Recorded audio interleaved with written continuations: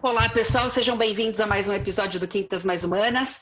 Este é um programa semanal que tem a realização aí pela Converte, que é a nossa consultoria de treinamento e desenvolvimento de pessoas, o qual eu, Adriana Praia, e a que está aqui comigo, a Andresa Grima, somos sócias fundadoras. O Quintas Mais Humanas, ele sempre vai ter o objetivo de trazer um conteúdo que vai te inspirar, que vai trazer novos insights, e nós estamos aqui com uma dobradinha, porque nós temos os dois convidados que já estiveram conosco no episódio anterior, falando sobre liderança, e nós quisemos aproveitar o conteúdo e a bagagem desses profissionais para trazê-los novamente e falar agora um pouquinho de futuro, né? A visão deles, a perspectiva deles do futuro, inclusive da área em que eles atuam, que é a área de marketing e criação. Então, sejam bem-vindos mais uma vez e se inscreva no nosso canal. Não deixe de se inscrever, por favor, a gente precisa das suas inscrições para continuar crescendo. Dê o seu like, compartilhe e dê uma olhadinha já no episódio anterior com esses dois grandes amigos e profissionais. E não foi para economizar cachê não, tá? Que a gente quis aproveitar. Foi porque o papo era muito bom mesmo, então assista o episódio anterior, a gente falou muito sobre liderança. E hoje a gente quer falar de futuro, como a Adriana falou. Bom, a gente está com dois feras da área de marketing. João Branco, CMO do McDonald's, seja bem-vindo. Obrigada mais uma vez. Obrigado. André Marques, um líder na área de criação, já foi VP da Macan recentemente, trabalhou em grandes agências como África, por exemplo. Então, eu acho que a gente quer explorar de vocês agora esse campo, essas competências técnicas que esse mercado de profissionais da área de vocês está vivendo. Vamos falar um pouquinho de futuro. Como é que vocês veem esses profissionais, a expectativa em relação a esses profissionais da área de marketing, da área de criação para o futuro, entendendo que muitas profissões estão vivendo um processo de extinção, né? Muitas estão vivendo um grande processo de renovação, de redesenho das principais competências ali. Como é que vocês veem esse mercado de vocês? Então, João, conta um pouquinho para a gente como é que é a tua visão em relação a isso. Olha, essa é a resposta mais fácil de dar para vocês, que é não tenho a menor ideia. Excelente. Sinceridade. Mas se conta aí. Se souber, me conta. Mas se eu fosse, enfim, tentar chutar devagar um pouco sobre esse assunto, porque de verdade, gente, pode parecer brincadeira, mas se alguém me perguntasse hoje se eu acho que daqui a 5 anos vai existir a minha função, a minha resposta seria, eu não tenho certeza. Eu não tenho certeza se daqui a 5 anos só, hein? A minha cadeira ainda vai existir numa empresa como a que eu trabalho hoje. Tá? Eu não sei se o diretor de marketing vai fundir com o diretor de TI, se vai ter um outro escopo, ou se vai estar um robô sentado lá na minha cadeira, né, entre aspas, fazendo de uma forma mais automatizada tudo que eu faço, ou a maioria do que eu faço. Tá? Não sei exatamente. O que eu sei, o que eu acredito pelo menos, é que a essência do que eu faço, né, e a gente falou no episódio anterior, que no meu ponto de vista, o que um profissional ou a área de marketing faz dentro de uma empresa é entender o que o consumidor precisa e tentar viabilizar isso dentro da empresa melhor do que qualquer outra empresa do mercado. Essa essência, eu acredito que vai permanecer. A empresa vai precisar ainda que alguém faça isso. E eu continuo achando que os profissionais de marketing e comunicação são os que fazem isso melhor do que qualquer um no mercado. Então, a gente ainda vai continuar sendo útil. Agora, o que deve mudar completamente é a forma que a gente vai fazer isso. Como a gente vai descobrir as necessidades das pessoas, como a gente vai viabilizar soluções para o que as pessoas precisam. Com certeza, a gente vai precisar usar muito mais análises de dados, ferramentas tecnológicas que nos permitam segmentar as pessoas, conhecer os hábitos, conhecer as áreas de interesse das pessoas, cruzar informações. Vai mudar muito a forma como a gente faz o trabalho. Mas espero que as empresas continuem ainda precisando essencialmente do que a gente faz, até para poder ficar empregado mais tempo, né? O que você acha, André, disso daí? Uma visão de agências ou de comunicação, concorda ou não?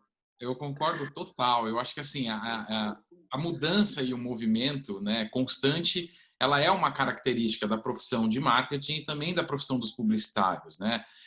Eu até acho que são os profissionais que são mais capazes de se reinventar e se realocar, liderar essa mudança, porque são pessoas assim que resolvem problemas complexos com viés humano, né? Que é o que o João falou. Ele é um embaixador do consumidor dentro da empresa McDonald's, né? E ele é o que conecta todas as áreas em prol de trazer o que o consumidor busca, o que o consumidor anseia. Então, cada um está focado na sua especialidade, e a especialidade do profissional de marketing e também de comunicação é identificar isso e fazer com que isso se valorize dentro da própria empresa. Então, esse comportamento mudando é uma característica humana, e se você está receptivo e aberto a essa mudança, você vai conseguir se realocar aí, não importa o formato que essa cadeira venha a ter no futuro, né? E eu acho que exatamente nesse momento existe uma valorização, né, dos profissionais de marketing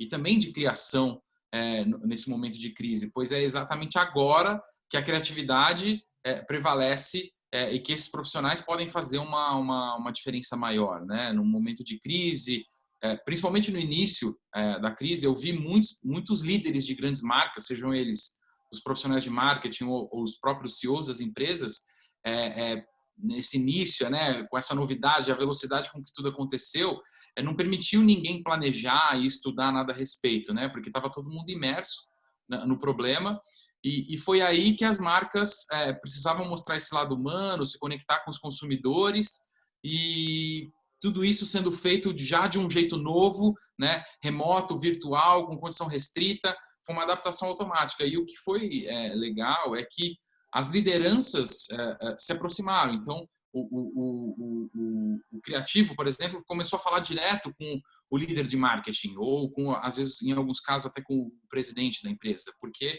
a necessidade de você chegar numa solução, e no caso da comunicação, ela passa pela criação, ela fica mais evidente. Então, eu acho que isso mostrou a relevância e a importância ainda desses profissionais, principalmente num cenário onde nem tudo está tão certo, né? Onde coisas estão aí sendo questionadas. Então, eu ainda acredito, sim, muito nessa profissão. Eu acho que é a mesma coisa que né, a gente ouve dizer que o jornal acabou, né? Eu acho que a gente vê o exemplo do New York Times se reinventando. Não é que o jornal impresso talvez não tenha mais a sua abrangência, mas o jornalismo, talvez ele nunca foi tão abrangente como ele é hoje. Ele nunca chegou tanto para tantas pessoas como ele chega hoje, né? E a gente, no mundo que a gente vive hoje, e não estou falando só de Brasil, estou falando de mundo, o jornalismo é uma das coisas mais importantes para combater o fake news, jornalismo sério, responsável.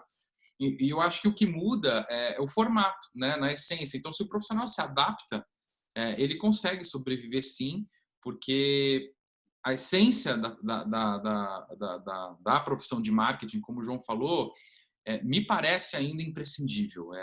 Eu não acredito que num cenário de médio e longo prazo as empresas possam abrir mão de ter um ponto de vista, de ter um posicionamento, de ter um discurso, de ter uma atitude. Eu não consigo ver empresas ainda hoje que nasceram sem isso, né? E normalmente quem faz isso são os profissionais de marketing e comunicação, claro, em conjunto com toda a equipe da empresa. Bacana. Bom, a adaptabilidade, de fato, ele é uma habilidade do futuro, né? Hoje, né, do presente, mas também do futuro. É uma das principais aí que todos os profissionais vão precisar ter. O João falou de 5 anos, a gente tem estudos aí já falando que a cada 5 anos você vai ter que renovar as suas habilidades.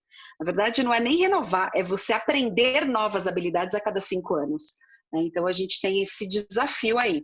Bom, falando um pouquinho do universo, né, do marketing, ele, na sua essência, ele serve para atrair, seduzir e vender mais, tá certo? Vocês estão falando aí né, de olhar para o consumidor, de olhar para as pessoas, mas nada mais é do que esse é o objetivo final. Eu preciso vender mais, atrair essas pessoas e fidelizar, né? Então, a essência da área está aí para isso.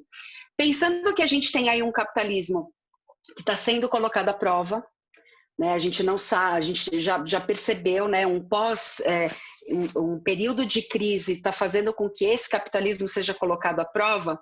Qual é a opinião de vocês, né, a respeito das mudanças que o consumo, né, que as pessoas, a forma como as pessoas vão passar a consumir daqui para frente e no futuro? Qual é a opinião de vocês sobre isso? E o que vocês acreditam que efetivamente mudará na forma de consumir? Pode começar. Quer começar o André, que já está aí já? Posso falar? Manda bala. Falar sobre capitalismo nesse momento aí onde um monte de as pessoas ficam classificando outras pessoas até de comunista, é importante, eu acho. Eu acho que assim, o que eu estava pensando, uma característica do capitalismo, né, que eu li em algum lugar, é que, e eu achei boa essa definição, é que o capitalismo ele é muito bom em criar riqueza, mas muito ruim em distribuí-la. Já o comunismo, ele é muito bom em distribuir uma riqueza que ele não é capaz de criá-la. Então, assim, eu acho que o ideal é a gente chegar no equilíbrio, né? A gente hoje é um mundo regido pelo capitalismo, que eu acho que tem como uma consequência negativa o consumismo, né? Eu vi ontem uma pesquisa, vou até abrir aqui, fui impactado por ela, uma pesquisa da Febraban, feita em todo o Brasil, recente, com a seguinte pergunta: como será a frequência dos brasileiros a diversos estabelecimentos com o fim da crise da Covid-19? Olha só, 78% das pessoas que responderam pretendem frequentar supermercados com mais frequência ou com a mesma frequência de antes. 78%. Olha, a gente só vai no supermercado, André. É o único lugar que a gente vai é no mercado e na farmácia. Então, mas mais do que antes. E no drive-thru do McDonald's aqui no Brasil. Então, metade das pessoas pretende frequentar bares, restaurantes, mais ou igual ao que fazia antes. 55% comércio de rua. Eu acho que esses números mostram que, assim, é claro que existe uma tendência de mudança e existe, sim, uma demanda reprimida aí, uma vontade louca de sair de casa. Mas eu acho que mesmo com a pandemia, ficou claro o impacto, né, social e cultural nas nossas vidas, mas eu acho que as tendências de consumo, elas ainda continuam apontando para cima, por enquanto, né? E aí, como eu disse, esse consumismo é essa característica que tomou conta do capitalismo. Eu acho que do ponto de vista de valores, particularmente, eu não acredito que esse é o rumo certo, né, que a sociedade deveria estar tomando, mas do ponto de vista profissional, são dados que mostram que o capitalismo continua aí firme e forte, e então por isso eu acho que atrair, seduzir e vender ainda vão ser necessários por um prazo muito longo. Mas eu não acho que as empresas elas têm só essa função de atrair, seduzir e vender, né? E por consequência o marketing nesse papel. Eu acho que elas têm funções sociais, culturais, econômicas, que vão além só desse pensamento, né? Até ouvi uma vez um empresário falar, dizer que uma empresa existe só para lucrar é como dizer que o homem existe só para comer, né? Eu acho que as empresas têm uma função muito maior do que simplesmente realizar o seu lucro. Basta ver que nós estamos falando aqui com pessoas que estão realizando esse trabalho, vocês entrevistando e a gente falando pelo simples prazer de tentar transmitir uma mensagem sem ganhar por isso, né? Para a gente conseguir deixar um recado. Eu acho que as empresas têm sim algumas, né? Essa ambição. E eu acho que as que têm, eu acho que elas se sobressaem e o consumidor enxerga isso e valoriza isso, dando aí a sua retribuição, se aproximando das empresas que têm esse olhar, né? Que vai além simplesmente do lucro, né? E da venda. Legal. E olha, aí, João? Esse assunto aí dá pano para manga, hein, gente? Porque o André já me jogou várias iscas aqui de assuntos que eu gosto de falar. O que eu não me sinto muito capacitado para falar, de verdade, gente, é sobre tendências de regimes políticos ou econômicos. De verdade, quando vocês falam, o capitalismo está sendo colocado em xeque, eu acho que o que está acontecendo me parece ser mais um envolvimento da sociedade nesse assunto e participando mais, né? Pode ser até um desejo, né? Um próprio desejo de que isso fosse diferente. Acho que as pessoas estão se expressando mais, mas eu acho que a relação mais direta está na questão do consumismo, como o André falou. Então, a pergunta é se as pessoas vão continuar consumindo muito ou pouco. E a gente pode achar que tem um grupo de pessoas que vai preferir consumir de uma forma mais moderada, porque querem ter uma vida mais simples. Em compensação, tem outras pessoas que vão continuar querendo ter o máximo que a vida pode dar, ou outras que vão escolher ter coisas supérfluas só em alguns momentos. Mas eu acho que nisso tudo, o que eu identifico como uma tendência é que vai ser um consumo mais consciente. Então, cada vez mais, qualquer uma dessas escolhas que a gente falou aqui, a pessoa vai querer ter uma vida mais simples, ou a pessoa vai querer desfrutar do máximo, ou a pessoa vai querer ter os seus momentos. Em qualquer uma das situações, imagino que as decisões serão mais conscientes. Estou consumindo mais conscientemente, estou sendo supérfluo em alguns momentos, em outros não, conscientemente, ou estou conscientemente escolhendo ter uma vida mais simples. E na função de marketing, a gente precisa entender o que as pessoas querem. E de verdade, gente, eu queria trazer um ponto de vista um pouquinho diferente aqui. Eu posso estar sendo um pouco utópico, tá? Mas eu não acho que a principal função de marketing é atrair, Eu seduzir sabia e que vender ele mais. ia falar isso. Eu não acho Quando isso. eu escrevi, olha, quando eu pus, eu falei assim, vai ser uma isca boa isso daqui, porque eles vão defender outro lado. Porque eu estou no papel de consumidora, né? E vocês estão no papel do... Muito bom, mas qual é a tua visão sobre... É, isso aí. Não, eu acho que a função do marketing, de verdade, é satisfazer a pessoa. Se eu, num ano, bater uma meta de vendas e vender muito, mas os meus clientes não estiverem felizes com isso, a minha função não tem futuro. Isso não foi um trabalho bem feito naquele ano, ainda que eu ganhe um bônus bom naquele ano. Mas isso não foi um excelente papel de um profissional de marketing. O que eu quero é deixar as pessoas muito felizes. Óbvio que o ideal seria que fosse através de uma venda muito alta, mas a venda ela é um meio. Né? Assim como o lucro. Quando a gente fala, puxa, as empresas precisam lucrar muito, queria colocar um ponto de vista interessante aqui sobre isso. A gente aprendeu, né, na época da faculdade ou na prática do trabalho, que existem empresas com fins lucrativos e empresas sem fins lucrativos. A gente usa essa expressão até contabilmente no Brasil. Então, você é uma organização com fins lucrativos ou sem fins lucrativos? Porque se você é com fins lucrativos, a sua finalidade é lucrar. A sua razão de existir é lucrar. Mas essa expressão, ela me parece meio enganosa e ela acaba desvirtuando um pouco o nosso papel.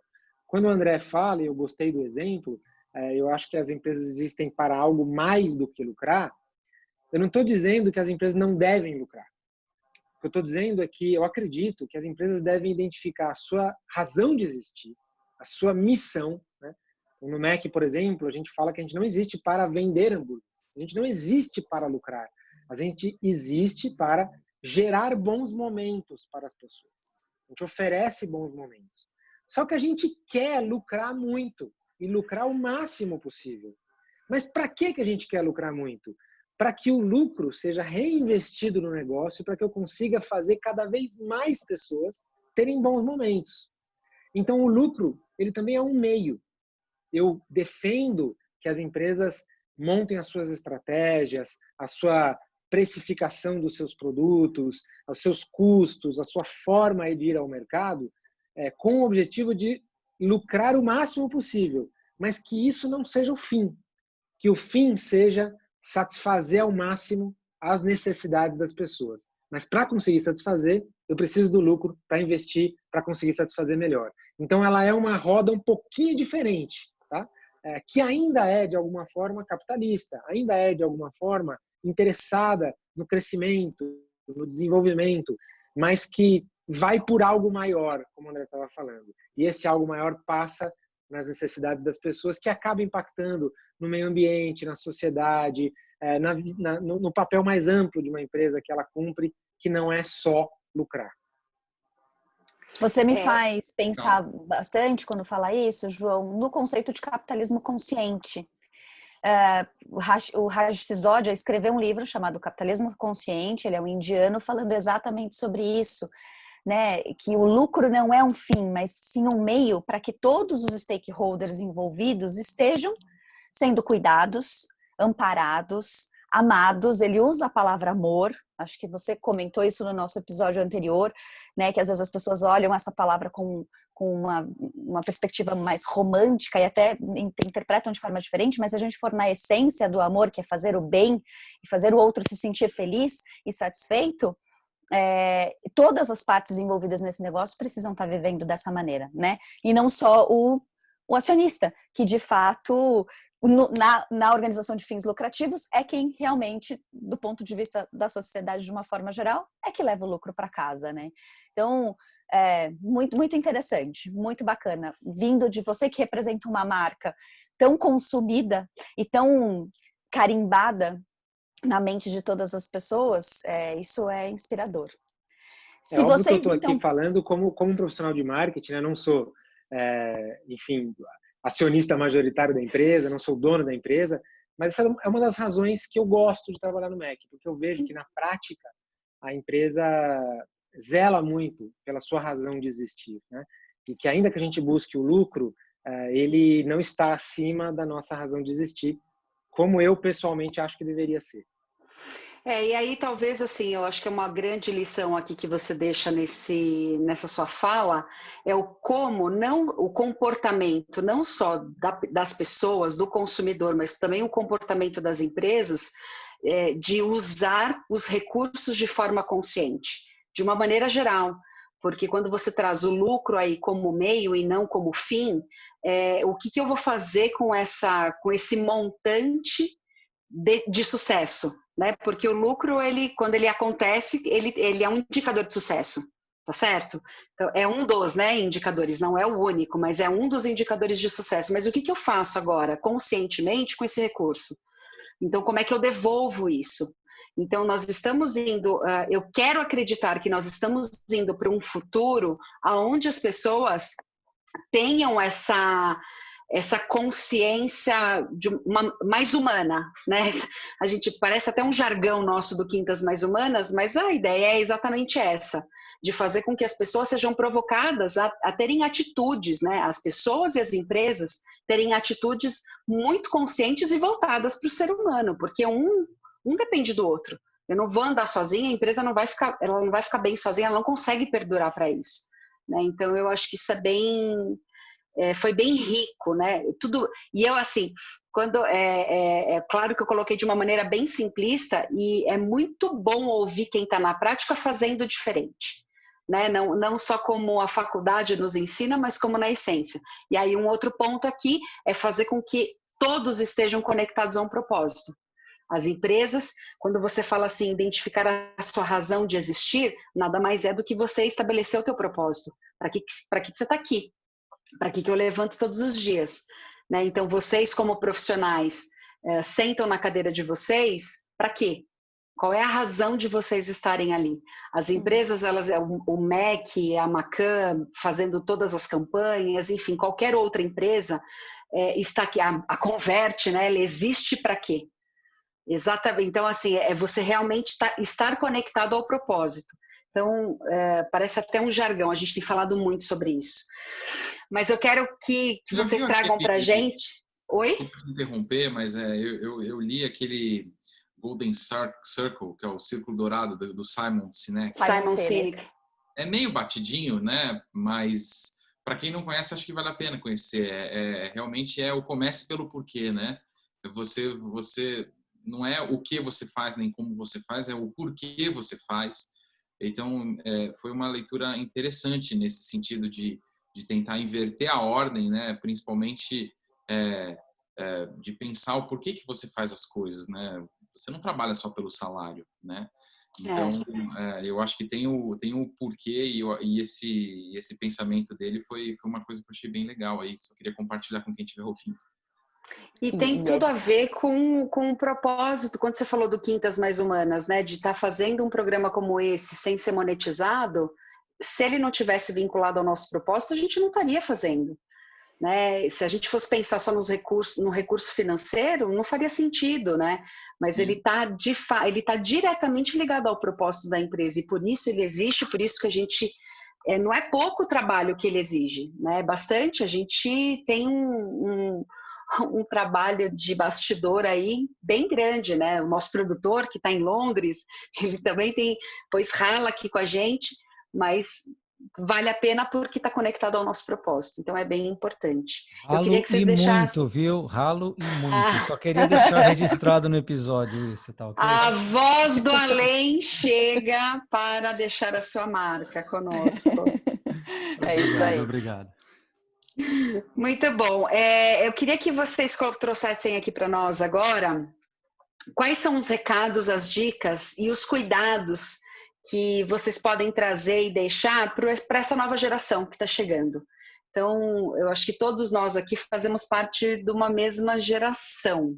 Acredito eu, nós estamos mais ou menos na mesma faixa etária aqui, né? Dos 20 e poucos, mais ou menos. Né? Super Vinte jovem. e poucos de super carreira, jovem. de carreira. Mas tem uma geração chegando que ela vem num comportamento diferente, num olhar crítico diferente do nosso, questionando, muito mais acelerado, mas eu queria, assim, quando a gente fala das empresas ambidestras, né, são empresas que vão saber lidar muito bem com essas gerações, né? Então, que recados que vocês podem deixar? Como se a gente fosse pensar, olha, vou colocar uma carta na cápsula do tempo e vou lançar ao mar. Um dia, não sei daqui quantas décadas alguém vai pegar, mas pegando, o que vocês deixariam aí como mensagem, como dica, como cuidado para essa nova geração? Pode começar agora, João. Bom, vamos lá. Eu acho que para falar para a nova geração, é difícil deixar aqui algum conselho mais técnico, né, ou mais científico, diria, porque de verdade vai mudar tanta coisa nos próximos meses e anos, vai ser totalmente diferente. Eu tenho um filhinho de 6 anos, eu fico imaginando o que ele vai querer estudar, o que ele vai fazer, com o que ele vai trabalhar um dia. Eu acho que eu não consigo nem imaginar, porque ele com 6 anos, daqui a 11 anos, eu nem tenho certeza se ele vai querer fazer uma faculdade no estilo tradicional, como eu fiz, né? Provavelmente vai ser tudo muito diferente, então não quero me atrever a dar um conselho sobre isso, porque certamente eu erraria feio, né? Então, se eu tivesse que deixar algo, eu iria para algo mais básico, mais essencial, mais humano mesmo, né? Esses dias postei até falando o que eu deixaria de conselhos para mim mesmo no começo da carreira, e são todos praticamente coisas assim, mais quase de conselhos humanos, do tipo, faça algo ou tente trabalhar com algo que te encha de significado, né? Nisso que a gente está falando de porquê e para quê, a importância que eu descobri ao longo do tempo de você gastar mais da metade do seu tempo acordado, que é o que eu gasto trabalhando, com algo que te traz um significado, que te preenche que te acalma com isso está valendo a pena, muito além do que o dinheiro pode te dar, mas de por que eu estou fazendo isso, seria o meu principal conselho. Diria também para ele se preocupar, ou para eles se preocuparem mais com a pessoa que você está se tornando do que com o que você está conquistando. Estou sendo um pouco filosófico, mas de verdade são conselhos que, se tivessem me dado no começo da minha carreira, teria me ajudado muito. Ao longo dos anos, a gente vai percebendo que a gente é muito focado em querer conquistar as coisas, ser promovido logo, ganhar um aumento, sair na revista, ser chamado para dar uma entrevista como essa. E de verdade, a gente falou no episódio anterior, mas eu acredito que quando você chegar lá no fim da carreira, que você se aposentar, você vai olhar para trás e falar, puxa, gastei a minha vida inteira, mais da metade do meu tempo acordado vendendo Big Mac, fazendo embalagem de escova de dente, como já fiz muitas, fazendo vídeos bonitos que iam para a televisão. O que foi que eu fiz? O que foi que eu gastei a minha vida fazendo o quê? Porque o trabalho a gente gasta a vida trabalhando. Gastei a minha vida fazendo o quê? Então, que você faça algo que quando chegar lá na frente você vai falar, valeu a pena eu ter gasto a minha vida fazendo isso. E no meu caso, não é vendendo algo, não é fazendo uma campanha bonita, mas é tentando fazer algo que faça a diferença na vida das pessoas. Isso, para mim, pessoalmente, é o que eu quero chegar lá no fim da minha carreira pensando. Pô, deixou difícil para mim aí, hein? Maravilha. André, Jogou uma bola encaixada para você aí, hein, André? É o Messi chutando e eu sou o cara no gol ali, ó. Não, eu acho que assim, as palavras do João são maravilhosas porque elas estão ancoradas aí em valores, né? E valores, quando você constrói os seus e eles te acompanham ao longo da vida, não importa o que aconteça, não importa o quanto mude, você vai ter eles com você. Então, eu acho que acho importante, sim, jovens de hoje, tentarem se expor a bastante coisa, tentar descobrir aquilo que faz eles felizes, mas principalmente tentar descobrir o porquê que eles estão fazendo tal coisa. Talvez eu seja um pouco repetitivo, porque isso vai garantir com que eles possam fazer bem aquilo que eles estão se propondo, né? E eu vejo hoje, talvez por causa das redes sociais e a quantidade de tempo que a juventude está imersa nessa rede social, coisa que não foi a nossa realidade, né? A gente não tinha acesso e contato visual com tantas coisas e com tantas realidades diferentes, né? Então, isso hoje causa uma certa ansiedade nessa juventude de querer ser aquela perfeição, aquela glamorização que ela está vendo nas redes sociais. Isso é uma ilusão, né? Porque você olha para o lado, para a sua vida é comum, e você olha para a vida da pessoa no seu celular, é incrível, né? Então, eu acho que uma coisa que vale é você reconhecer a sua realidade e também, assim, uma coisa que eu aprendi, assim, você não precisa tentar ser incrível, basta você ser útil, né? Então, assim, procure fazer algo a respeito, né? Não adianta só a gente ficar imaginando e projetando uma realidade sem que a gente não dê o primeiro passo para executá-la. Então, a primeira coisa que eu acho que vale para ir para essa geração comece a fazer, não espere o momento ideal e as condições ideais, porque talvez elas nunca venham a aparecer, mas eu acho que se você começar, você vai construir algo e você não precisa ter medo aí dos seus defeitos, porque ninguém é perfeito, e uma vez que você não tem medo dos seus defeitos, ninguém pode usar eles contra você. Então, vá em frente que vai dar tudo certo. Então, acho que, somado aí a questões de valores que o João falou, eu acho que o que vale também para essa juventude é a iniciativa. Faça algo. Não importa se é a faculdade ou não, se é um trabalho fixo ou não, se é um empreendedorismo ou não, mas faça algo, não fique esperando, porque o tempo vai passar e quem não fizer vai ficar para trás. Vamos montar uma universidade? É muito difícil. Vamos, porque Imagina esse se tem que passar esse conteúdo, conteúdo todo dia. gente, mas não esse consigo. conteúdo é um conteúdo que é um MBA, assim, é um pós-doc, gente. É verdade. É muito bom, muito bom. é verdade. Ai, vamos lá, André. Vamos Tá pro sério, final, tá, né? Infelizmente, a gente tem que ir pro final. A gente tem que ir Eu para o queria, final. mas- Vocês falaram, a gente deu conselhos aí para o futuro, para as pessoas. A gente não sabe se a nossa função vai existir daqui 5 anos, como o João falou, né? A gente não sabe o que vai acontecer para o futuro. E a gente está vivendo hoje quase que uma degustação do que é juntar o ser humano com a tecnologia. Né? Nós recebemos há um tempo atrás uma futurista, a Ligia Zottini, e ela fala exatamente isso. A gente sempre associa um futuro com o pior da tecnologia. Né? E a gente deveria entender que não, cara, a gente pode usar o melhor da tecnologia com o melhor do ser humano. E isso só tem potencialidade de acontecer. Então, a gente falou que algumas profissões não vão existir no futuro, alguns papéis vão ser substituídos pela tecnologia, pode ser um robô no lugar do João no futuro, a gente não sabe. Mas se a gente pudesse dizer o que é ser humano no futuro, o que vocês O que é diriam? ser mais humano no A futuro? nossa pergunta final é sempre essa, né? O que é ser mais humano para vocês, nossos convidados muito bem recebidos? Mas o que é ser mais humano lá no futuro? Agora vai Agora Se eu a peguei. primeira já foi difícil... Você começa ou eu começo, João? Agora vocês... Vamos lá, você começou a outra, eu começo agora então. Tá bom.